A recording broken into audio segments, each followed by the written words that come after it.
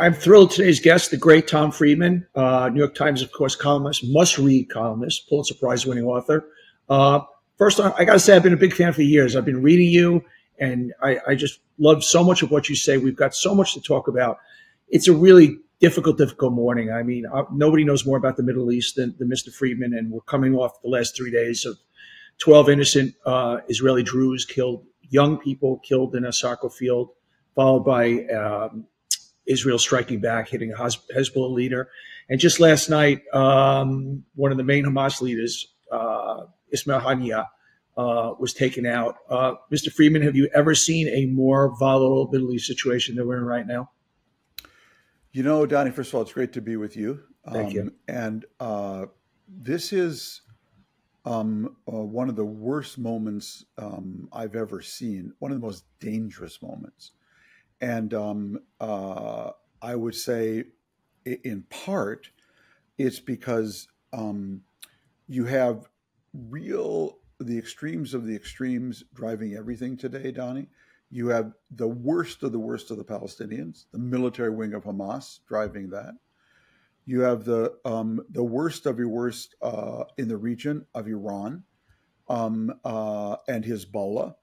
But you also have, in my view, the worst of the worst in Israel, which is a far-right government that has within it some truly extreme settler groups and individuals that are really boxing Netanyahu in terms of what he can do. And so the hardliners are really driving this right now, Donny, from every corner. But what is also new, and you see this in just the last 72 hours, is that everyone now is armed with precision weapons. So what does that mean? Why is that important? You can see the dilemma Israel is facing now. Donny, Israel's in more danger today than any time I've ever seen. It's surrounded by 4 non-state actors, Hamas, Hezbollah, the Houthis in Yemen, and Shia militias in Iraq, armed with drones and precision weapons. What that means is that, and you see why Israel is so frozen today in what it should do vis-a-vis Hezbollah, why it went for a targeted approach, because Israel knows it could destroy Beirut airport tomorrow, and Hezbollah could destroy Tel Aviv airport. It could destroy Beirut port, and Hezbollah could destroy Haifa port. That's the new thing. Israel's enemies, non-state actors backed by Iran, now have precision weapons. So we've never been here before. So the dome does not protect from these weapons. So Israel has sort of a 3-tiered anti-missile system, and Iron Dome refers to the lowest tier, and it was really set up in response to Hamas, which had non-precision weapons, basically. Throw up 50 rockets, hope one lands, somewhere from their point of view. And Israel's Patriot system and Iron Dome was built to deter that quite effectively. But with these precision weapons, remember, this all sort of started a couple of weeks ago, Donny, when the Houthis in Yemen fired think about this, a drone from Yemen to Israel. I mean, just like look at the map, how far that is. And it landed a few blocks away from the U.S. Embassy in Tel Aviv. And so that got through Israel's defenses. Now, Israel has anti-drone defenses too. They will also put up Air Force fighter jets to shoot these things down. But it's just much more difficult. And as a result, and 1 or 2 can get through, and it just takes 1 or 2, again, to hit Tel Aviv airport, to hit Haifa port, to really put the Israeli economy in a very difficult situation.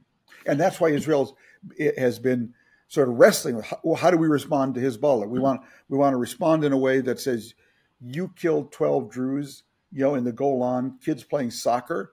We can't let that stand. We're going to respond. But Israel did it in a way targeting a very senior leader in Hezbollah and then sending the message publicly, and I'm sure privately, that's it, we're done, not looking for a giant missile exchange. Yeah. You've been very outspoken against Netanyahu. Israel's security platform is based on 4 pillars. One is the Israeli Defense Forces, the Israeli army. Second is Israel's nuclear capability. But the third is Israel's relationship with the United States. And the fourth is its solidarity with the United States. And the fourth is its internal solidarity. And my criticism of Netanyahu is that he's basically fracturing and undermining three of those four. Now, this started, remember, a year before the Hamas attack on Israel on October 7th. Netanyahu was pursuing a judicial coup. I mean, there was just no other word or term for it. He was trying to marginalize the Israeli Supreme Court so he and his far-right coalition allies would have freedom to operate in the West Bank and settlements, et cetera, that they wanted. That was fracturing the army because there were many retired and serving Israeli pilots who were saying, I'm sorry, we are not going to fly for a dictatorship. That is literally what they were saying. So you start there, what it was doing to the army. Then you have the fact that Israel, after October 7th, faced a terrible situation. Four non-state actors, I said, armed with precision rockets. It was surrounded by a network, basically, of Iranian-inspired and supplied militias. There's only one way to defeat a network, and that's with another network. Now, we saw that on April 13th when Iran fired 300 rockets, drones, and missiles at Israel. And a network emerged that included Saudi Arabia, Jordan, Israel, France, Britain, the United States. Now, that was an ad hoc network that fortunately came together to protect Israel. Israel needs to make that alliance permanent. The only way it can make that alliance permanent is if it has a Palestinian partner from the West Bank, the Palestinian Authority. That's the cement that Israel's Arab allies and Western allies need. Netanyahu won't provide that cement. Worse, internally, what we saw last week was one of the most shocking things I've ever seen. Israeli prison guards reportedly sodomized with a steel rod Palestinian prisoners from Gaza, evidently. The Israeli army, because it is an army that prides itself on fighting in an ethical way as it can, sent military police to arrest the prison guards who allegedly did this. Now, you don't see that anywhere else in the Middle East, but that's what these guys did. What happened? Netanyahu's far-right allies, led by the Minister of Police, Itamar Ben-Gvir, and a bunch of Israeli politicians went to the prison and confronted the Israeli military police doing that. And that shocked Israelis because that's the beginning of a real internal civil war. So that's my problem with Netanyahu. If Netanyahu did the right thing, I would support him, but he's not doing the right thing. And he's doing all of these things because he faces 3 cases of corruption. And he knows that if he gives up power, he'll lose his leverage to plea bargain. And so he basically is doing whatever he has to do to keep his right-wing allies in line. And that's my problem. Another thing I hear ad nauseum from my Jewish friends is Trump is good for Israel and Kamala Harris is not good for Israel. I would love you to respond to that. Yeah, well, so I would say Trump is the kind of American politician who's ready to love Israel to death. Okay, so what do I mean by that? What is the biggest thing Trump did vis-a-vis Israel during his term? He tore up the Iran nuclear deal. Now, I happen to consider that one of the single dumbest things America and Israel, because he did it under pressure and with the encouragement of Netanyahu, has ever done from a standing start. Because under that agreement, Iran was basically a year away from a bomb. And as a result of tearing it up and then not doing anything when Iran then moved closer and closer to a bomb by enriching more and more fissile material, Iran today, Donny, is, people think, maybe a week away from having the fissile material it needs. It doesn't have the delivery system yet from having a bomb. So Donald Trump took Obama's deal, tore it up, really not understanding it, I'm sure. And my attitude was, well, if you're going to tear it up, he must be developing a better alternative. Did not come with an alternative, just economic sanctions, which Iran has easily evaded. And Iran now is a week away from a bomb. Israel's help me out. I think there's a lot of misconceptions out there that and I was even saying, I don't know, is that Iran, are we appeasing them? And We're giving them $20 billion. So explain why the Iranian deal that Obama put on the table was actually good for Israel. Because I don't understand this myself either. So Sure. I'd love you to explain. Okay. So let's start with, I usually do this on a table with a salt and pepper shaker and a bottle of ketchup. But I'm going to do it to you as best as I can for your podcast. Okay. This is the meta story here, okay? So Israel's like here, and on my table, Israel's the salt shaker, and Iran is the pepper shaker, and it's just a couple inches away. So Israel's here, Iran is here. Sure. Way over here, on the other side of the table, is the bottle of ketchup. That's the United States. Donny, we were never, ever, ever, ever, ever, ever going to bomb Iran and take out its nuclear reactors from a standing start. It was not that big a strategic threat to us. We were never going to do that. Not George W. Bush, not Donald Trump, not Barack Obama, not Joe Biden. No one was going to do that because it was not a fundamental American interest to do that. Now, Netanyahu thought that if he just came here and spoke louder, we would understand. It was never going to happen. Therefore, you needed some kind of negotiated arrangement to stop Iran's program or cap it, which is what Obama came up with. By the way, all you have to do is study how many Israeli Mossad leaders, how many Israeli military people favored the Iran deal, did not, and opposed tearing it up, but Netanyahu never let them say so in public. This has all been reported, what I'm telling you. It's easily Googleable, okay? Not that they liked the deal, but they understood it was the least bad arrangement. And in the Middle East, you're always dealing with least bad. Good and perfect are not on the menu. Right now, and I'm not asking you to look into a crystal ball, but seeing the fragile situation we're in, how would you predict the next couple of months play out? I ask you another way. Give me a best case scenario and a worst case scenario. So the worst case scenario, which we could be on the eve of, is that Iran now responds for this assassination of Ismail Haniyeh, the Hamas leader in Tehran, and to the assassination yesterday by Israel of the number 2 man at Hezbollah, which were remarkable feats of intelligence and military coordination. That Iran responds to that, and we're in some kind of tit-for-tat war that gets out of control. And I go back to that alliance question, Donny. Israel cannot win this war alone. It would need the United States. So on the eve of our election, the United States would be dragged into a Middle East war. That's the real nightmare scenario. Oil prices go through the roof. God knows what happens. The best scenario, to me, would be everybody stands down, realizes that we are at the brink of something. Israel and Hamas agree to a ceasefire deal, an exchange of hostages, an exchange of prisoners. You then have an Israeli election, and you get a national unity government in Israel, something much more to the center, and you begin a diplomatic process.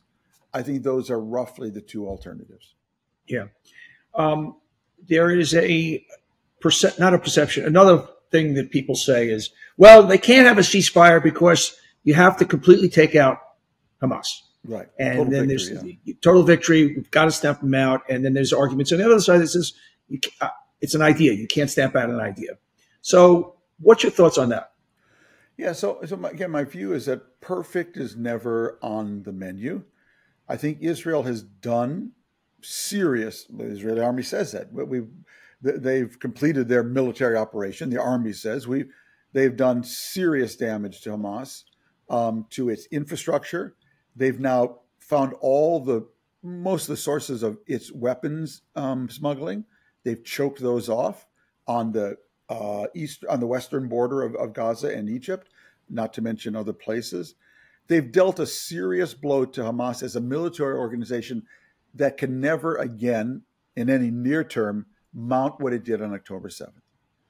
All I can tell you is what the Israeli military is saying is that is, for us, mission accomplished. Now, we can go back in a targeted way as people emerge. If some knucklehead comes out and fires a rocket at us, we can fire a rocket back.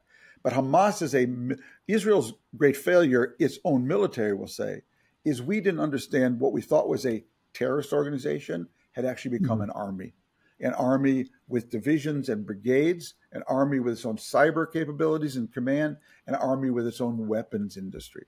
That Hamas army has been badly damaged, okay? And to me, the right thing to do now is do the ceasefire agreement, pull back from Gaza, and of course find a Palestinian partner to. But we can't leave. Gaza. Hamas cannot be ever allowed to govern in Gaza again. Is that fair to say? I think that's in the interest of the Gazan people most of all. Right. But to make that come true, you need an alternative Palestinian Authority. Okay. Otherwise, you've either got Somalia, nobody governing, or you've got Israel, and which would be terrible for Israel because then 7 million Jews would be trying to govern 7 million Palestinians in Gaza and the West Bank. That is a terrible prescription for disaster for Israel. So you need a Palestinian partner. Now, again, we are now 9 months into this war, and Netanyahu is yet to define what his morning after strategy is. The reason he hasn't and can't is because his right-wing partners are demanding complete and total vanquishment of Hamas. By the way, there's a lot of ways to defeat Hamas. And one of the ways that I think is most important is I actually would like Yahya Sinwar to have to come out of his tunnel as the process of a ceasefire and prisoner exchange and have a press conference in Gaza. And Donny, I want to volunteer to go there and sit in the first row, and I will beg to have the first question. And my first question will be, Mr. Sinwar, you just got a ceasefire with Israel and a total Israeli withdrawal from Gaza. Wonderful. You've now told your people you fought the Jews for 9 months and you got them your people a ceasefire and a total Israeli withdrawal from Gaza. What the hell did you have on October 6th? You had a total Israeli withdrawal from Gaza and a ceasefire. You just fought a 9 months war that resulted in almost 40,000 of your people being killed, 75% of the housing stock in Gaza destroyed, in order to get back to where you were on October 6th with a few prisoner exchanges. I tell you, Donny, the only question in my mind is who will tear that guy apart first? The citizens of Gaza or the Israeli army once he surfaces? Because one of the things we completely misunderstand and but underreported is how many Gazans hate what Hamas did, hated Hamas before this started, which I think is one of the reasons they started this war, hated Hamas for starting a war and giving their people no warning, no protection, 400 miles of tunnels, Donny, and they didn't allow one Gazan civilian to seek refuge there. So he has a date with destiny with his own people. My view, only Palestinians can destroy Hamas. Not you can fight them forever. They'll pop up here and there. You need to let the political process there play out. But you also need to be empowering an alternative Palestinian partner. And that's the Palestinian Authority. So that's what I would say to those people. I've seen Pew Research that says 70% of Gazans support Hamas. You're saying quite the opposite. Oh, yeah. That's just not true at all. In fact, the latest polling, that was from that's when the war started. Right. Okay. Not anymore. I've actually, written columns, quoted, Palestinians as saying that. And just think about it from their point of view. Their lives have been shattered. Whole families destroyed. How? For what? So you got some Palestinian prisoners out of Israeli jails who they can rearrest, in 30 days. So it's not enough attention has been paid to what a complete disaster this war has been for the people of Gaza, inflicted and initiated by Hamas, which had not only no military plan for the morning after, had no political plan. Okay, wars are fought for political ends, and this has been a terrible. Hamas is a terrible blight on the Palestinian people, but you can't beat something with nothing. You need a Palestinian alternative. It is sitting there in the Palestinian Authority, and Netanyahu won't take it up because his far right partners won't let him. Again, that's my critique. Let's come back to the United States. Obviously, in the middle of historic moment in time, or 97 days before the election. You wrote an interesting column recently. The Democrats have stumbled onto this kind of the Republicans are weird, and you're very clear on that is not a winning strategy. Yeah, I mean, it's just a short column I wrote, but just when I saw that, is that, you guys talk about this on Morning Show.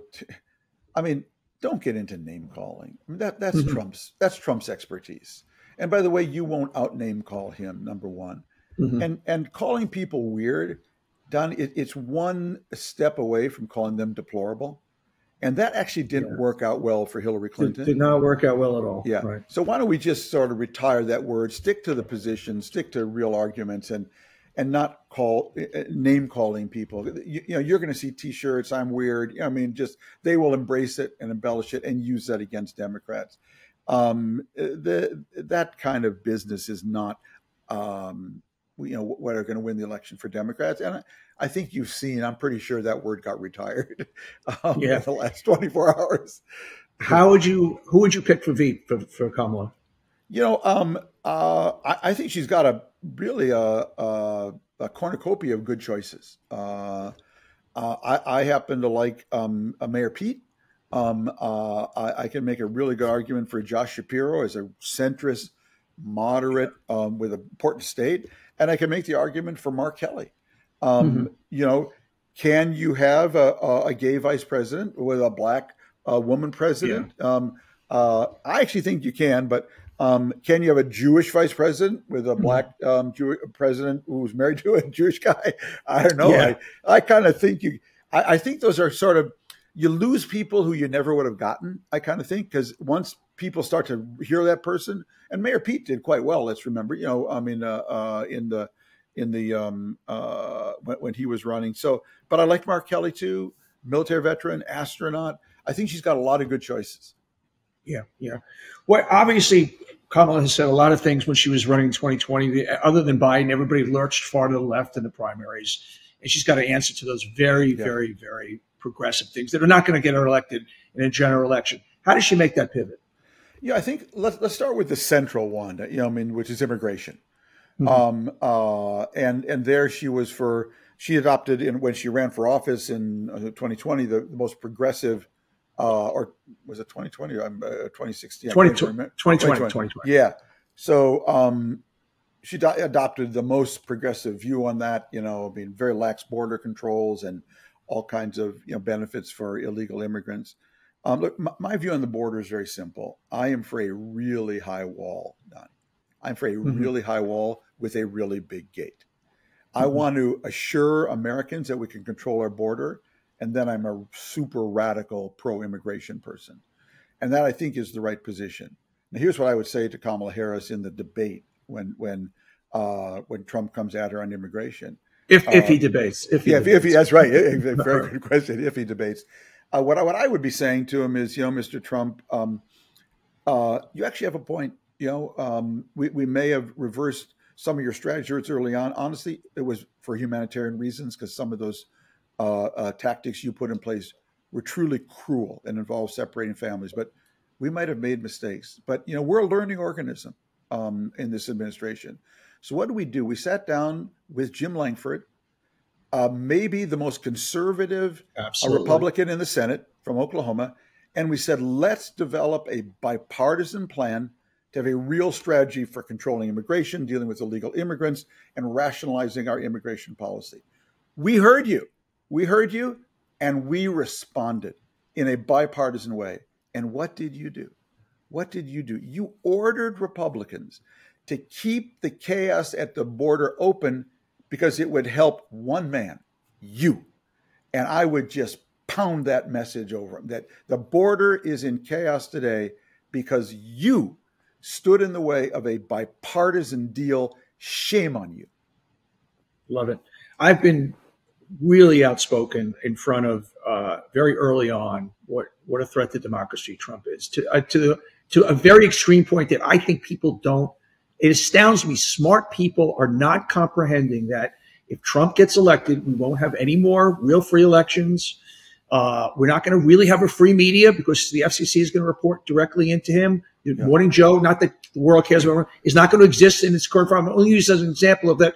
Our basic freedoms that we so take for granted, a weaponized Justice Department, I can go on and on. People are not accepting it. It doesn't penetrate. I find my friends who are Trump supporters, I explain, you do understand this is going to happen. And they look at me, they tilt their head and go, nah, can't really. I know he's a little crazy, but we have checks and balances. Why is it not sinking in to actually even intelligent people? Yeah, I mean, of course, that's one of the big mysteries of the whole Trump phenomena going back to the very beginning, and a lot of that I do believe is cultural, that the many Trump supporters actually hate the people who hate Trump. They aren't even thinking about Trump. So you're thinking about Trump and what he would do, and they're actually looking past Trump to liberal elites who they think look down on them. So a lot of this, I believe, is psychological and cultural. Yes. So because of that, they're not even thinking of your argument. You're trying to talk them out of something they haven't been talked into. And God bless you for trying, but it's they're looking at something else. And what I would say, what I think that they are missing, is really what you've seen with these Trump trials. See, what Trump does is that he first breaks norms. So he breaks all of these norms in terms of, let me just step back for a sec, Donny. If I were drawing a cartoon of America today, it would be a boiling pot. Now, our pot would be boiling naturally because we're going through an incredible technological revolution right now around artificial intelligence and many other things. And at the same time, we are going from a white majority country to a minority majority country. Mm-hmm. So for all these reasons, our pot would be boiling. In my view, Mark Zuckerberg and social media companies came along and they turned the heat up on the pot. Absolutely. Then Donald Trump came along and took the lid off the pot. And he made it permissible, possible, and profitable to say and do things about each other that we never did before. To talk about each other and talk in public in ways that we never did before. So he's a norm breaker. If it were just in the way he talked to people, that would be bad. It's so interesting, the parallel of the enzyme of Donald Trump and social media. And yes. It's really a really interesting analogy. Totally. So he's a norm breaker. Now, it's bad enough that he's a norm breaker in what he did on October 6th and the way he talks about women or any number of things. But here's the most dangerous thing about Trump. He crosses all these red lines, okay, because he breaks norms, whether it's inviting the prime minister of or the president of Ukraine to help him to expose Joe Biden, or whether it was how he dealt with women, or how he dealt with his finances, or what he did on October 6th. So he's a norm breaker. Then what happens is, because the norms didn't hold, we hit him with the law. So he's forced to go into all these trials and all these cases. He was a norm breaker in how he dealt with his presidential papers. So then ultimately the FBI has to step in. The law steps in. Then what he does is he politicizes the law. He says, oh, they're just coming after me. They're weaponizing the law. So what he does simultaneously is first erode the norms and then erode the rule of law. And when America loses the rule of law, then we're really in deep, deep trouble. And that, to me, is the most dangerous thing about him, that he forces you to bring the law against him because he breaks these norms. And then when you bring the law against him, you basically end up undermining the law because he just says you're politicizing the law. Yeah. And there's only one good thing, in my view, about Donald Trump. There's only one good thing about him. God only made one of him. Okay, so you don't know anyone in your life, I'm sure, who is as shameless and shameful as this guy. And I do believe when he retires from the scene, whenever that is, there's not a natural successor to him because you just don't know anyone who is that shameless and that shameful. And so We're just going to have to work through this, but I hope he doesn't get a second chance, because the first time around, people took a chance on Trump. I would argue it was like playing Russian roulette, and fortunately we survived the game. If we go back to him again, this will be playing Russian roulette with a loaded pistol. You don't walk away from that game. It's a great, frightening analogy. What is frightening is that, I agree, he's the most shameful, worst human being I've ever come across, and yet half the country goes thumbs up. Yeah, it's astounding. It's almost incomprehensible. And again, that's when you have to fall back, I think, on cultural explanations more than political. But I also think it's about the time we're in. We're in a time, Donny, of great technological change and great social change. And that's why Trump's metaphor of the wall was actually quite brilliant. Yes. Well, by the way, he's an evil genius. There is a mad genius to him. There really is. And so the wall was not just to prevent illegal immigration. It was actually to stop the wind. You know, it was that I'm going to give you back the America you had in the 50s and 60s. Yeah. By the way, I grew up in Minnesota then. There was a lot about that America I like too. Okay. But rather than to prepare you for the change, I'm going to be the one who stops the change. And at the same time, I'm going to be the one who bashes the people who humiliate you. And that's a powerful cultural combination. Powerful. Before I let you go, prognosticate the next 90 days. How do you see this election playing out, the twists and turns? And if you were looking, I'm going to ask you the Tom Friedman crystal ball again. Yeah. Well, of course, we know that 10 things will happen between now and November that will surprise us and send us for a loop. I can't predict it. I just don't know. But I'll tell you what surprises me right now, or what intrigues me. What is this new phenomena Jeff Bridges started? White bros for Kamala. Yeah. Or for Kamala Harris. I am feeling an explosion of energy from the bottom up around her candidacy that I would not have predicted. That tells me there is a starvation out there for an alternative to Donald Trump. Whether it's 52% of the country, or the Electoral College, I should say, or 51 or 48, I don't know. But one of the things I learned as a journalist, one of my real rules is that whenever you see elephants flying, Donny, don't laugh, take notes. Okay? So this kind of grassroots explosion of energy for Kamala Harris, and her own performance up to now, which also surprised me just based on same thing. I got to tell you, I was one of the ones pushing for an open convention, and me too. Yeah. She surprised me. She surprised me. Yeah. And so those for me fall into the category of flying elephants. Right. And so I'm seeing things I didn't expect at all, and I'm saying, and I'm taking notes. And you know who else I think is taking notes? Donald Trump and J.D. Vance. Because I think they're seeing stuff they didn't see either. Where it'll come out in November, I don't know. I know what I'm praying for, but I just don't know. Tom Friedman, you are a national treasure. It was a privilege to sit with you today. Keep up all the great work, and let's keep our fingers crossed that some of the good case scenarios you talk about come through. Thanks, Don. It's a pleasure to be with you. Everybody, thanks for watching. If you like it, hit that subscribe button. And we love having you here watching On Brand. And just don't miss any future episodes. So don't forget to hit that subscribe button. We'll see you next time.